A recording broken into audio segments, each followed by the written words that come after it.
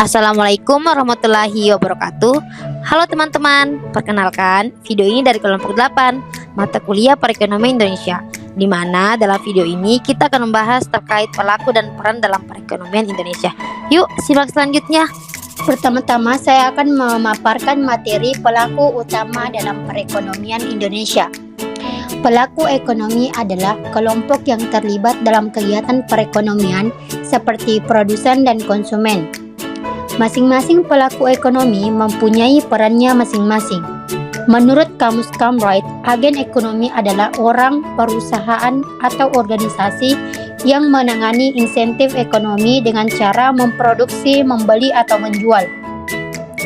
Menurut Kompas 2020, pelaku ekonomi jika dikelompokkan berdasarkan jenisnya terbagi menjadi rumah tangga, perusahaan, dan pemerintah.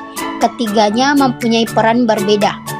Antara lain, yang pertama, rumah merupakan bagian perekonomian yang paling bawah, pemilik faktor-faktor produksi, pemilik tanah, dan kesempatan bekerja.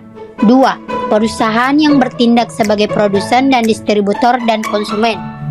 3. Sebagai pengelola dan regulator, pemerintah mempunyai peluang untuk membuat pedoman kegiatan perekonomian seperti menempatkan pajak, anggaran, dan menempatkan undang-undang yang mempengaruhi perekonomian.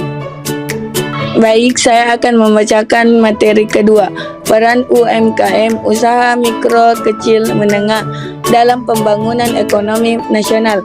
Secara umum, dalam perekonomian nasional, usaha kecil dan besar memegang peran penting dalam kegiatan perekonomian, pemberian pekerjaan, penciptaan pasar baru, pemain utama dalam perekonomian lokal, dan mengembangkan masyarakat dan bagian terhadap PDB dan neraca pembayaran. PDB adalah nilai barang dan jasa yang diproduksi suatu negara pada tahun tertentu.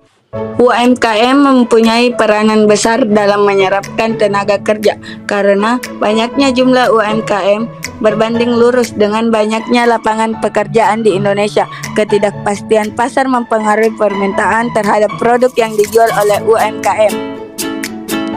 Mengingat penurunan pendapat UMKM dan segala kesulitan yang dihadapi oleh pelaku UMKM, pemerintah berupaya memberikan berbagai inisiatif semacam peminjaman, dukungan tambahan modal, keringanan pembayaran tagihan, listrik, dan bantuan keuangan lainnya.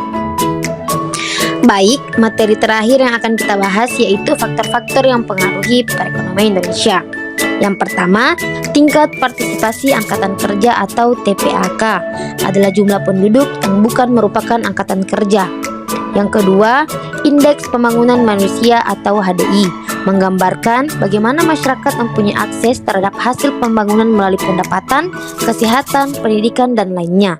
Yang ketiga, untuk mengukur kemiskinan menggunakan konsep kemampuan memenuhi kebutuhan pasar atau basic needs approach.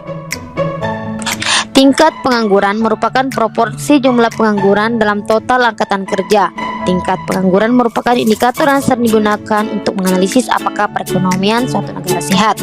Yang kelima, ketimpangan pendapatan adalah suatu konsep yang menggambarkan perbedaan kekayaan, taraf hidup, serta pendapatan yang diterima atau diperoleh oleh individu dan rumah tangga dalam suatu masyarakat, sehingga menimbulkan perbedaan faktor produksi yang mengakibatkan terjadinya ketimpangan distribusi sumber daya antar wilayah.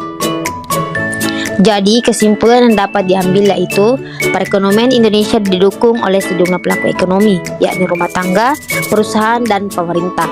Rumah tangga berperan sebagai pemilik faktor produksi serta konsumen, perusahaan berperan dalam proses produksi, distribusi, dan konsumsi, sementara pemerintah bertindak sebagai pengelola dan pengatur.